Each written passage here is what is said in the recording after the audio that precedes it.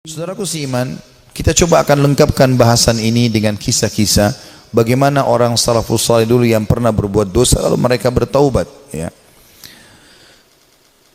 Kisah tentu yang sangat luar biasa, di antaranya adalah kisah taubatnya Tha'labah radhiyallahu anhu. Sahabat Nabi yang mulia ini adalah anak muda yang masih muda dan keimanan sudah tertanam dalam hatinya. Zaman dulu orang tidak punya kamar mandi dalam rumah, maka orang kalau mau pergi ke WC ataupun mau mandi, maka biasanya orang pergi ke padang pasir. Satu waktu Tha'labah radhiyallahu anhu ini keluar, kemudian dia ke padang pasir, lewat, bukan sengaja, lewat. Rupanya dia melewati sebuah tempat mandi tapi untuk seorang wanita Ansar, wanita dari Madinah, ya. Dan wanita ini terkenal, ya, sangat punya kecantikan dan kulitnya putih bersih. Dan ini bukan terlihat, telanjang bulat semuanya, tidak. Tetapi Tha'labah radhiyallahu anhu lewat. Zaman dulu tempat mandinya laki-laki sama perempuan untuk membedakannya, kalau laki-laki itu dibuat pelapa kurmanya sampai ke daerah kepala sehingga bagian kepala terlihat dan orang tahu di dalam itu adalah orang. Ini di padang pasir, dibuat kayak WC-WC umum gitu, ya, tapi masing-masing punya.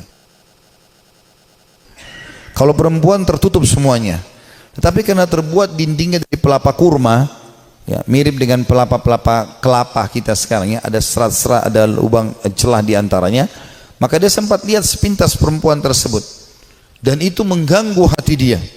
Begitu melihat langsung terganggu hatinya, padahal dia tidak niat untuk sengaja mengintip orang mandi. Maka dia merasa tulang-tulangnya gemetar, kesemutan, otot-ototnya merasa kesakitan dan lemas. Lalu kemudian dia segera naik ke atas sebuah bukit yang sangat tinggi di Madinah. 40 hari dia nggak pernah turun. 40 hari di atas gunung tersebut bertaubat kepada Allah Subhanahu wa taala. Salat di sana, dia makan minum di sana, pokoknya tidak mau pulang ke rumahnya. Nabi SAW memiliki tradisi, seringkali beliau kalau habis sholat melihat sahabat-sahabatnya. Tapi karena Tha'labah ini bukan orang yang sering ada di depan, maka Nabi SAW tidak melihat dia. Jibril alaihissalam datang setelah 40 hari dari masa perbuatan Tha'labah ini radhiyallahu anhu, mengatakan, "Hai Muhammad, Allah memerintahkan kau untuk memanggil Tha'labah yang sedang berada di atas gunung karena dia merasa bersalah dengan dosanya." Maka Nabi SAW mengutus beberapa sahabat mencari Tha'labah, ditemuilah, lalu dibawa. Begitu masuk ke dalam masjid, dia keringat dingin, wajahnya memerah, kehitam-hitaman, ketakutan sekali. Kata Nabi SAW, "Ada apa dengan engkau, hai Tha'labah?" Dia mengatakan, "Ya Rasulullah, saya telah melakukan maksiat yang besar sekali." Kata Nabi SAW, rahmatnya Allah lebih luas, ya. Kemudian waktu itu diiqamahkan sholat, maka sholatlah Nabi SAW bersama para sahabat. Tha'labah pun ada. Sementara sholat, Nabi SAW membaca ayat tentang neraka, maka Tha'labah pun pingsan dalam sholatnya, pingsan.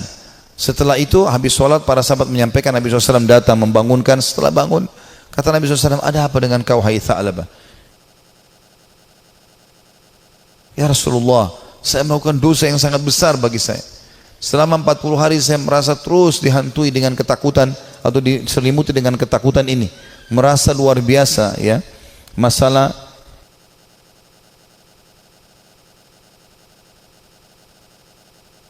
saya melihat wanita tidak sengaja yang lagi mandi."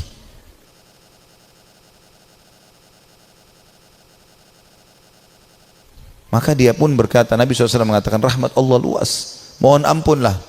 Dia mengatakan, "Ya Rasulullah, tapi hati saya masih betul-betul terganggu dengan ini." Ya.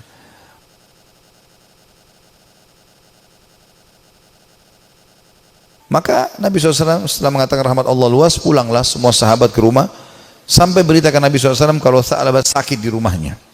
Maka Nabi SAW datang ke rumahnya.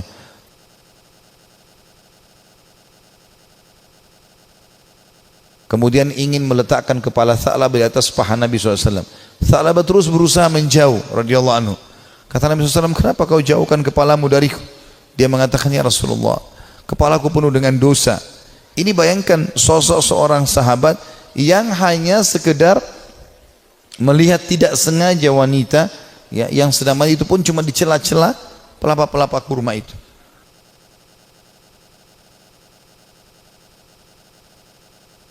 Maka Nabi SAW mengatakan, rahmat Allah luas. Apa yang kau rasakan hai Tha'labah? Kata Nabi SAW. Kata Tha'labah, ya Rasulullah, semenjak saya lakukan perbuatan tersebut, hatiku rasanya seperti sedang direngut, ya, seperti ditekan dengan sesuatu. Tulang-tulangku dan otot-ototku seperti kesemutan semuanya. Aku merasa ketakutan yang luar biasa. Apa harapanmu? Kata Nabi SAW. Dia bilang, harapanku agar Allah memaafkan semua dosa-dosaku. Ya, bukan cuma itu saja, aku memaafkan, mohon supaya Allah maafkan semua kesalahanku.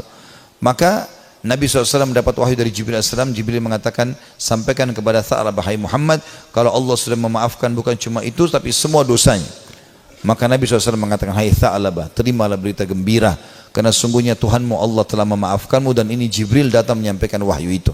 Maka Tha'labah pun bergembira, senyum, kemudian dia bertakbir lalu meninggal dunia. Maka pada saat dia wafat, teman-teman sekalian radhiyallahu anhu, sahabat Nabi yang mulia, saking takutnya dengan Allah sampai mati, meninggal, ajalnya datang.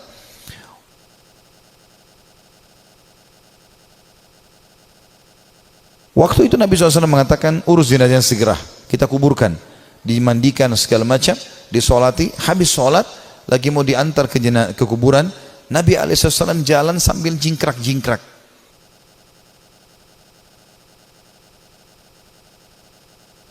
Ya, sedikit beliau jinjitkan kakinya. Kata para sahabat, ya Rasulullah, kenapa anda lakukan itu?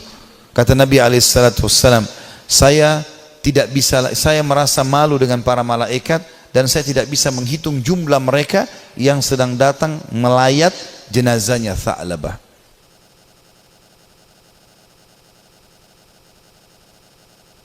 Radhiyallahu anhu. Sahabat Nabi yang mulia memberikan pelajaran kepada kita bagaimana mereka bertaubat kepada Allah Subhanahu wa ta'ala.